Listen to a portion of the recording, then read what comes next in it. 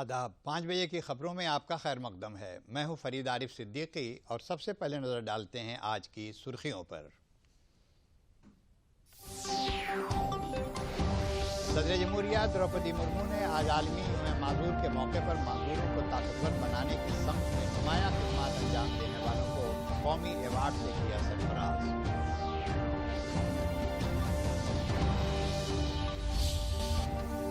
वज़ीर दफ़ा राजनाथ सिंह ने राजधानी में बंगला बाजार फ्लाईओवर को अवाम को किया वक्त। 5 लाख लोगों को मिलेगी राहत। मुकर्ररा वक्त से पहले ही मुकम्मल किया गया ये काम। वज़ीर मालियात निर्मला सीतारमण ने वाराणसी में तमिल संगमम में की शिरकत। निर्मला सीतारमण ने आज सुबह केदार घाट और हनुमान घाट पर की पूजा अर्चना। गंगा में पुष्करनी भी। और मैनपुरी पार्लिमानी सीट और रामपुर व खतौली असेंबली सीट के ज़िमनी इंतखाबात के लिए तशहीरी मुहिम थमी। ज़िमनी इलेक्शन के लिए 5 दिसंबर को होगी वोटिंग। 8 दिसंबर को होगा नताइज का ऐलान। और अब खबरें तफसील से।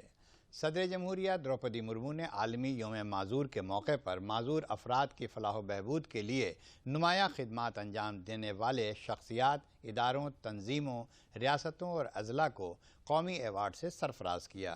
मरकज़ी वज़ीर बराए समाजी इंसाफ व तफवीज़ इख्तियारात डॉक्टर वीरेंद्र कुमार ने तकरीब की सदारत की। इस मौके पर सदर जमहूरिया ने कहा कि पैरा ओलंपिक खिलाड़ियों ने मुल्क का वक़ार बढ़ाया है। नई तालीमी पॉलिसी में माजूरों के लिए यकसा मौक़े मुहैया कराए गए हैं। सदर जमहूरिया द्रौपदी मुर्मू ने तकरीब से खिताब करते हुए कहा कि माजूर खिलाड़ियों के लिए जदीद तरीन सहूलियात मुहैया कराने की समत में हुकूमत की कोशिशें काबिल सताइश हैं। दिव्यांग खेल केंद्रों की स्थापना की जा रही है। उस केंद्रों में दिव्यांग खिलाड़ियों के लिए शिक्षा से के साथ साथ उनके प्रशिक्षण के लिए अत्याधुनिक सुविधाएं होंगी ताकि वे राष्ट्रीय और अंतर्राष्ट्रीय मंचों पर प्रतिस्पर्धा कर सके। भारतीय संस्कृति और परंपरा में डिसेबिलिटी को ज्ञान अर्जन और उत्कृष्टता प्राप्त करने में कभी भी बाधा नहीं माना गया है। वज़ीर-ए-आज़म नरेंद्र मोदी ने आलमी यौम माजूर के मौके पर माजूर लोगों की सताइश करते हुए ट्वीट किया। पीएम मोदी ने अपने ट्वीट में लिखा कि आलमी यौम माजूर के मौके पर मैं माजूर बहनों और भाइयों की हिम्मत और हुसूलियाबों की सताइश करता हूँ। पीएम मोदी ने कहा कि हुकूमत ने माजूरों को आगे बढ़ाने और उन्हें खुद कफील बनाने की समत में कई कदम उठाए हैं।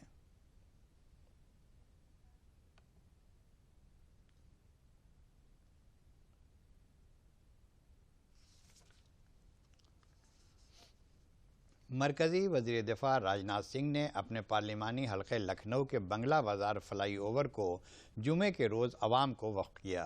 मुकर्ररा वक्त से 4 माह कबल ही तैयार हुए इस पुल से 5 लाख लोगों को राहत मिलेगी। इस मौके पर नायब वज़ीर आला ब्रिजेश पाठक और वज़ीर बराए तामीरात आम्मा जितिन प्रसाद मौजूद रहे। इस फ्लाईओवर की तामीर फरवरी 2021 में शुरू हुई थी और इसे मुकम्मल करने का हदफ मार्च 2023 था, लेकिन इस शुमाली रेलवे ने वक्त से पहले ही मुकम्मल कर लिया।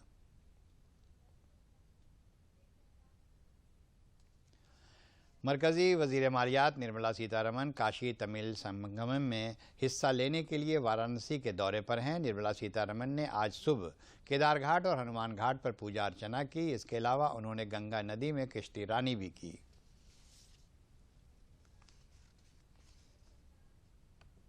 खबरें अभी और भी हैं, लेकिन पहले लेते हैं एक छोटा सा वक्फा।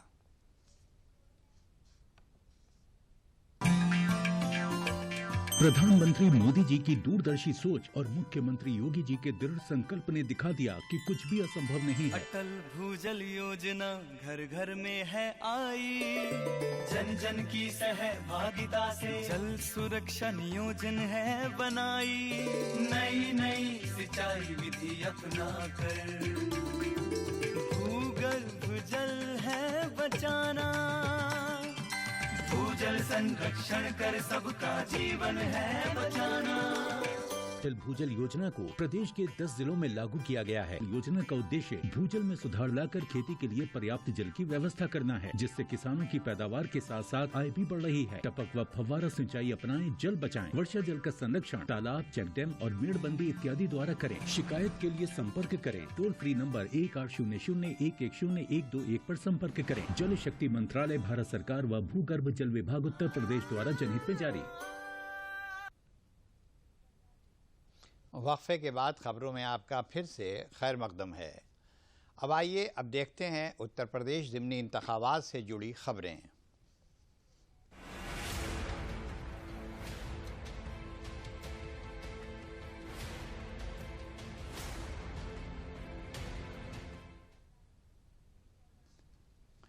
मैनपुरी लोकसभा सीट और रामपुर व खतौली असेंबली सीट पर आज शाम इंतखाबी तशहीर अख्ताम पजीर हो गई। आज शाम 5 बजे तक यूपी की 3 सीटों पर हो रहे ज़िमनी इंतखाबात की तशहीर का वक्त मुकर्रर था। इस दौरान उम्मीदवारों ने बगैर किसी तामझाम के राय दहिंदगान के साथ राब्ते किए। ज़िमनी इंतखाबात के लिए 5 दिसंबर को वोटिंग होगी और 8 दिसंबर को नताए जाएंगे। जुमे को वज़ीर आला योगी आदित्यनाथ ने मैनपुरी और रामपुर में अवामी जलसा करके पूरी ताकत झोंक दी। वहीं समाजवादी पार्टी के सदर अखिलेश यादव के साथ शिवपाल यादव और आज़म खान ने भी सपा उम्मीदवारों को ज़िमनी इंतखाबात में कामयाब बनाने के लिए बड़े पैमाने पर तशहीर की।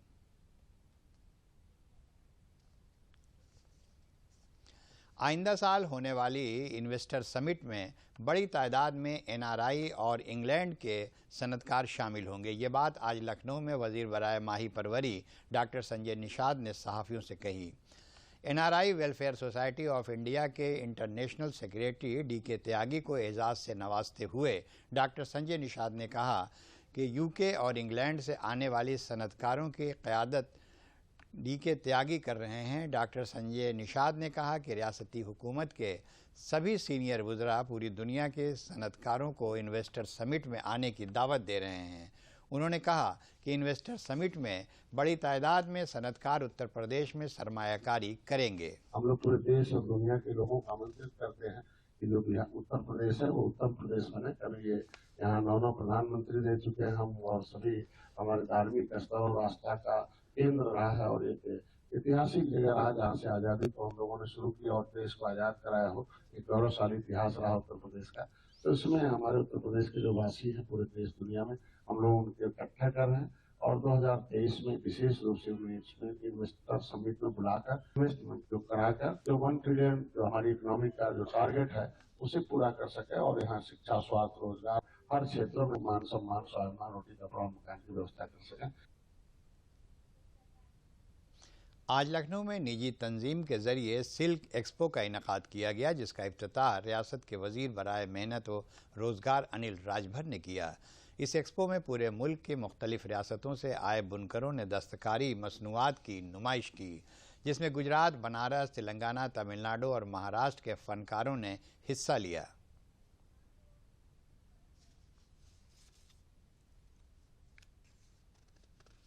हर वर्ष की भांति इस बार भी हमारी जो कला है, हमारी जो संस्कृति है, हमारी जो परंपराओं की पहचान है, हमारा वस्त्र भी हमारी पहचान है।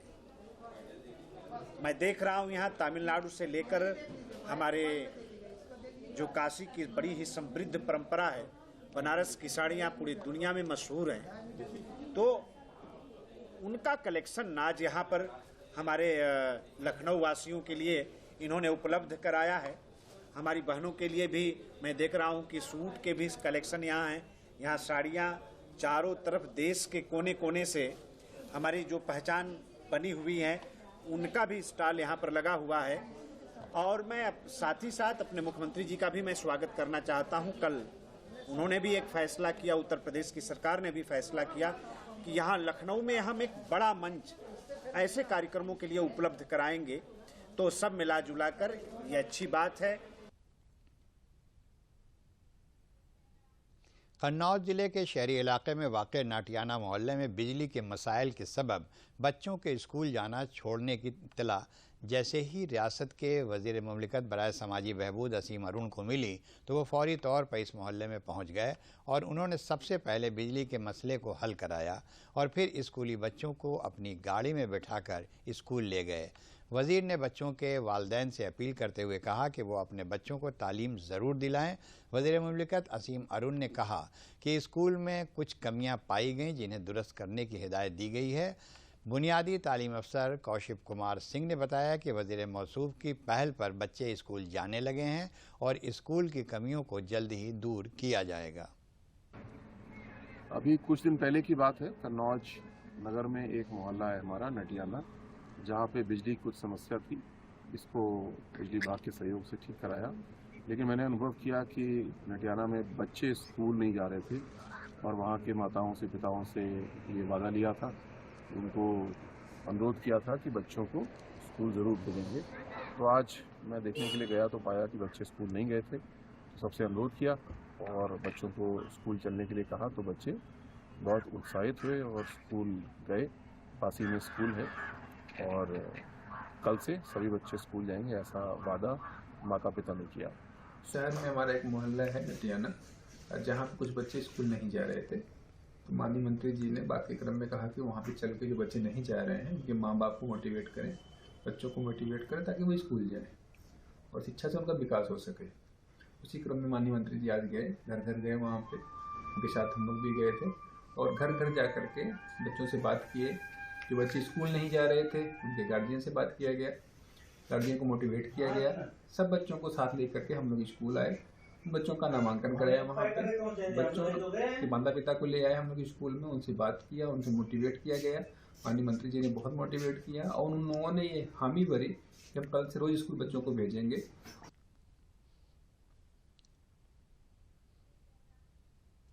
गोंडा जिले का एक तरक्याती ब्लॉक बहस का मौजू बना हुआ है, जहां के तकरीबन 1 दर्जन प्राइमरी और हायर प्राइमरी स्कूलों में डाइनिंग शेड की तामीर कुछ जगहों पर हो चुकी है और कुछ जगहों पे चल रही है, जिससे बच्चे अब न तो स्कूल में इधर उधर घूमकर मिड डे मील खाएंगे और न ही गंदगी होगी।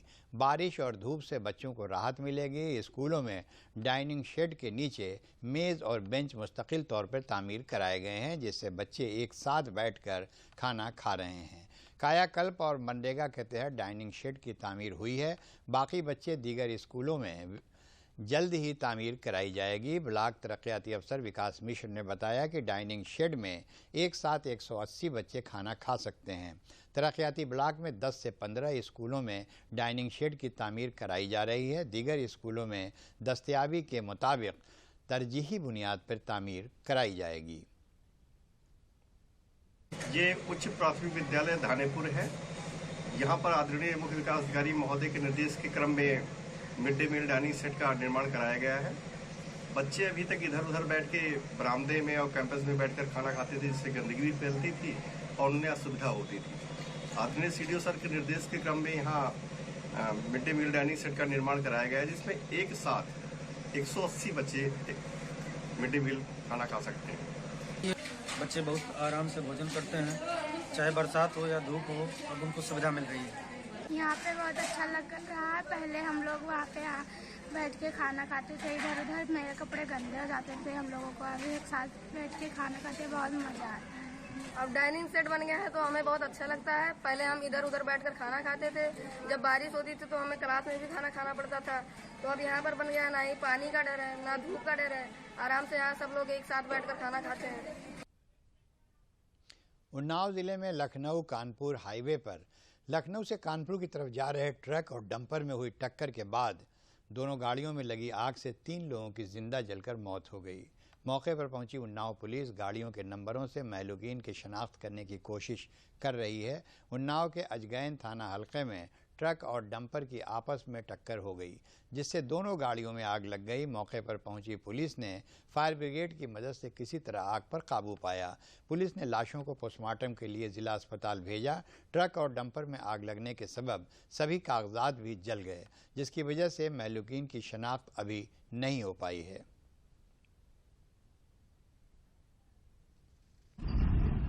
आज अजगैन थाना क्षेत्र में चमरौली के पास सुबह 5:30 से 6 बजे के बीच में एक बड़ी दुर्घटना हुई है, जिसमें कुल 3 गाड़ियां क्षतिग्रस्त हुई हैं। आगे की तरफ सबसे आगे एक डीसीएम थी जिसमें लकड़ी लदी हुई थी, जिसका चालक मौके पर मृत पाया गया है।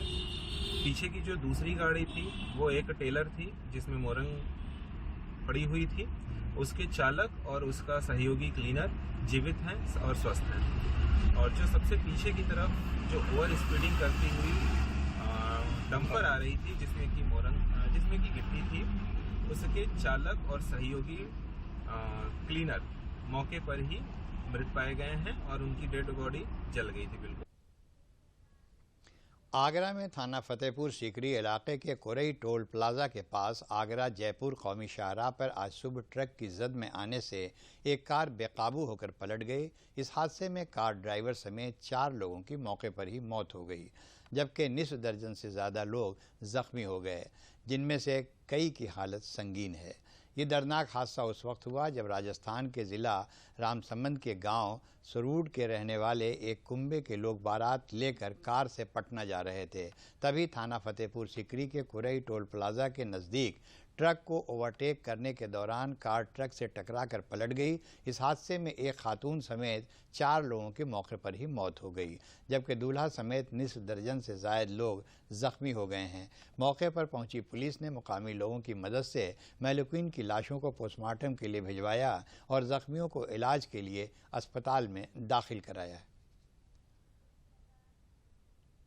मेरठ में पीएम वानी यानी prime minister wifi access network interface खिदमात का आगाज़ Kamal Bhagat deputy director general महकमा टेलीकॉम वजारत मवासलात के ज़रिए किया गया। अवामी वाईफाई के ज़रिए ब्रॉडबैंड खिदमात की तौसीक़ के लिए वज़ीर-ए-आज़म वाईफाई एक्सेस नेटवर्क इंटरफेस को मरकज़ी काबीना के ज़रिए मंजूरी दी गई है। PM Y framework UP समेत पूरे मुल्क में सस्ती शहरों पर हाई स्पीड इंटरनेट खिदमात की तौसीक़ के लिए हुकूमत का एक इनकलाबी कदम है। PMY कारोबार करने में आसानी मुहैया कराता है और कौमी तरक्की और रोज़गार के नए मौक़े मुहैया कराने में अहम किरदार अदा करता है। PM वानी के तहत हवामी वाईफाई नेटवर्क किसी भी छोटे कारोबार करने वाले जैसे छोटे दुकानदार या किसी भी अदारे के जरिए बगैर किसी रजिस्ट्रेशन DOT के लाइसेंस फीस से शुरू किया जा सकता है। जो हमारी सेंट्रल कैबिनेट है उन्होंने अप्रूव किया था और इसमें जैसे आपने पहले सुना होगा जैसे PCO होता था पब्लिक कॉल ऑफिस, उसी कॉन्सेप्ट में पब्लिक डाटा ऑफिस है, बेसिकली PDO है। और इसमें क्या है कि जहाँ पर सिग्नल नहीं है मोबाइल का तो वे ये वहाँ भी यूज कर सकते हैं जहाँ पर कि हमारी इंटरनेट बैंडविड्थ आएगी, तो वहाँ से हम वाईफाई एक्सेस इंटरफेस के जरिए लोगों को कम रेट पर डाटा अवेलेबल करा सकते हैं। और जैसे अभी यहाँ पर जो गंगानगर में इन्होंने अभी रिसेंटली 5 डिवाइस लगाई हैं और जो हमारा इंटरनेट प्रोवाइडर है, सर्विस प्रोवाइडर, वो शिवांश इंफोटेक है जिन्होंने यहाँ बैंडविड्थ प्रोवाइड की है। तो इसमें अराउंड 150 लोग कनेक्ट हो सकते हैं और स्पीड भी डिपेंड करता है नंबर ऑफ कस्टमर्स कितने हैं, तो 20 Mbps के आसपास हमारी स्पीड भी आ सकती है। खुशी हो रहा है कि PM वाणी सर्विस गंगानगर एरिया में चालू की जा रही है और बड़ा मतलब डिजाइन करके एक स्ट्रक्चर में इसको चालू किया गया है कि सो दैट मतलब इसमें एक बड़ा एरिया में 300-400 घर एट अ टाइम इस PM वाणी सर्विस को यूज कर पाएंगे और उन लोगों को सस्ती से सस्ती दरों पर हाई स्पीड डेटा आसानी से मिल पाएगा, जो कि एक नॉर्मल आम पब्लिक के द्वारा डिजाइन किया हुआ नेटवर्क है और आम पब्लिक ही उसे यूज करेगी। तो इससे एक एम्प्लॉयमेंट जनरेशन भी बनता है, दूसरा एक सस्ती से सस्ती दर पर डेटा की उपलब्धता पब्लिक को पहुंच पाती है। प्रयागराज में संगम के इलाके के VIP घाट पर फनकारों ने तमिल, हिंदी और अंग्रेज़ी 3 ज़बानों में सैंड आर्ट के ज़रिए काशी तमिल संगमम लिखा था, जिसकी फ़ोटो को वज़ीर-ए-आज़म नरेंद्र मोदी ने रीट्वीट करके अपने ख़यालात का इजहार करते हुए लिखा है कि मुझे खुशी हुई कि तमिल काशी संगमम में शिरकत की, जो काबिल सताइश है। एक भारत श्रेष्ठ भारत के तजुर्बे को शेयर करते हुए आर्टिस्ट अजय गुप्ता ने बताया कि हुकूमत हिंद की पहल एक भारत श्रेष्ठ भारत की शान व शौकत तमिल काशी संगमम में दिखाई दे रही है, जिसे फनकारों ने सैंड आर्ट के जरिए नुमाया किया है। उन्होंने कहा कि सैंड आर्ट को लोगों ने देखा और इसकी सताइश की है। वज़ीर-ए-आज़म ने ट्वीट पर सैंड आर्ट की फ़ोटो को शेयर करके हम फनकारों का हौसला अफजाई की है। प्रधानमंत्री नरेंद्र मोदी जी ने जो अभियान चलाया है कि तमिल आए हमारे प्रयागराज को देखे, वहाँ भ्रमण करें, तो सर उसके उपलक्ष्य में हम लोगों ने ये सैंड आर्ट किया है, जो कि एक तमिल और जो प्रयागराज के काशी जो एक तालमेल है, वो उस पर हम लोगों ने लोगो बनाया है। तो हमारे इस सैंड आर्ट को माननीय श्री प्रधानमंत्री नरेंद्र मोदी जी ने भी ट्विटर पे रीट्वीट किया है, तो काफ़ी हम लोग उत्साहित भी हैं इस सैंड आर्ट को बनाने के लिए। और मन की बात जैसे हम लोगों से भी अभी मोदी जी करेंगे, तो हम कलाकार के लिए इससे बड़ी बात क्या हो सकती है, काफ़ी खुशी का। वाराणसी में काशी तमिल संगमम का प्रोग्राम चल रहा है, जिसमें तमिलनाडु के अलग अलग हिस्सों से लोग वाराणसी पहुंच रहे हैं।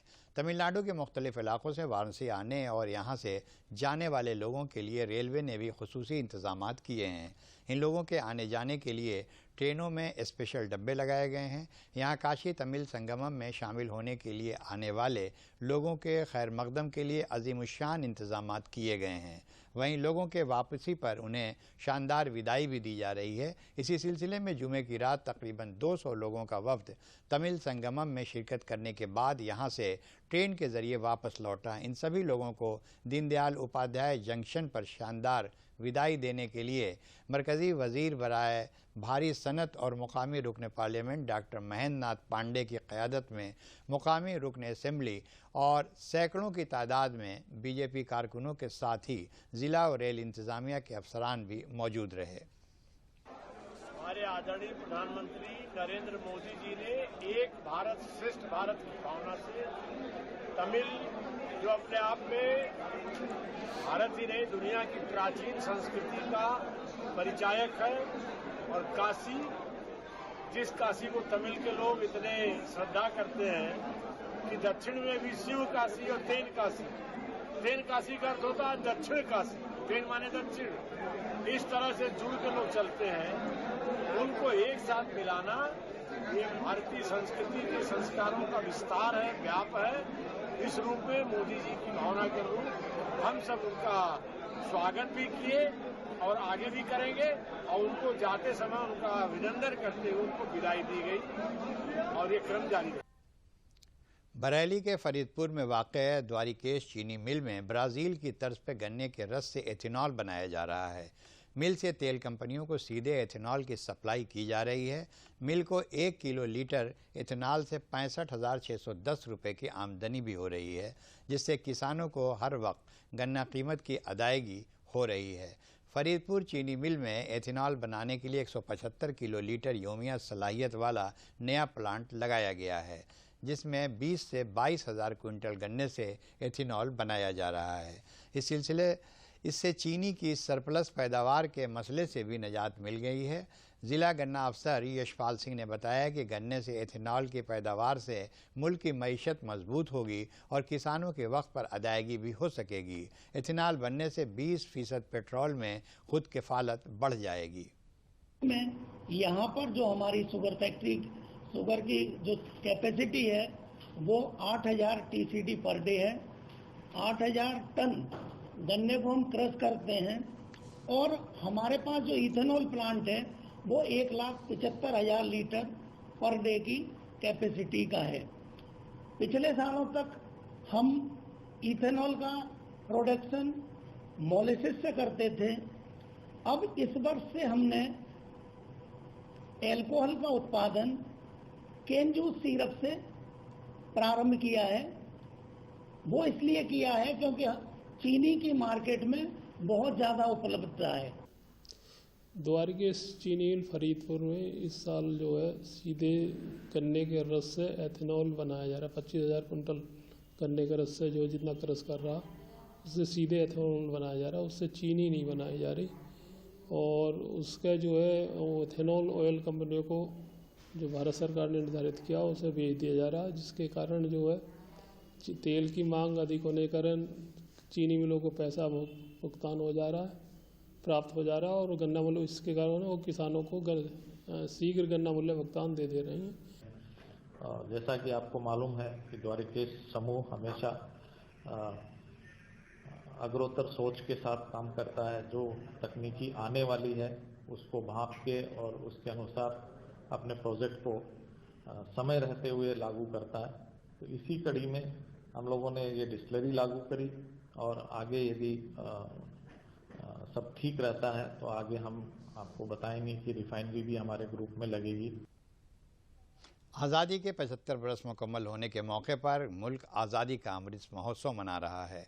आज़ादी की लड़ाई में जहां एक जानिब अहम किरदार निभाने वाले शहीदों को मुख्तलिफ प्रोग्रामों के ज़रिए याद किया जा रहा है, वहीं दूसरी जानिब तारीख़ी विरासतों के तहफ़्फ़ुज़ का काम भी मौजूदा हुकूमत के ज़रिए किया जा रहा है। इसी सिलसिले में रायबरेली में योगी हुकूमत के ज़रिए एक म्यूज़ियम का क़याम शहीद स्मारक के पास कराया जा रहा है, जिसमें ज़िले के तारीख़ी वाक़यात के साथ ही आज़ादी की लड़ाई में मिटने वाले माँ भारती के अजीम सपूतों की क़ुरबानी को भी बखूबी ज़ाहिर किया जाएगा। इसके साथ ही इन सभी तारीख़ी वाक़यात को एक छत के नीचे जमा करने का काम भी किया जाएगा जो रायबरेली से जुड़े हुए हैं। जिला मजिस्ट्रेट माला श्रीवास्तव ने बताया कि हुकूमत की तरजीह वाले इस प्रोजेक्ट का आगाज़ जंगी पैमाने पर किया जा रहा है। के जो हिस्टोरिकल और कल्चरल इम्पोर्टेंस के स्थल हैं उन सभी को वहाँ पर प्रदर्शित करते हुए दिव्यांगजनों के लिए भी फ्रेंडली बनाने के साथ साथ उसको लाइट और साउंड का उपयोग करके वहाँ पर एक ऐसा स्थल बनाने की हम लोगों ने परिकल्पना की है, जिसमें शैक्षिक रूप में भी वो लोगों को यहाँ के बारे में बताएगा और उसके साथ साथ लोगों में रुचि पैदा करेगा कि वो इस जनपद को और भी बेहतर किस तरह से बनाने में अपना योगदान दे सके। और अब एस्पायरेंट ज़िले से जुड़ी हुई कुछ खबरें। श्रावस्ती के SPICEZ ज़िला होने की वजह से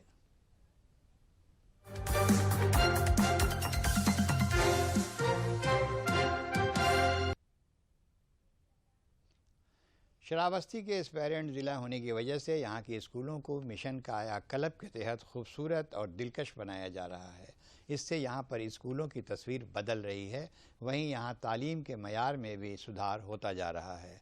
सरकारी स्कूल होने के बावजूद यहाँ के बच्चों को इंग्लिश मीडियम के बच्चों की तरह ही इंग्लिश में तालीम दी जा रही है।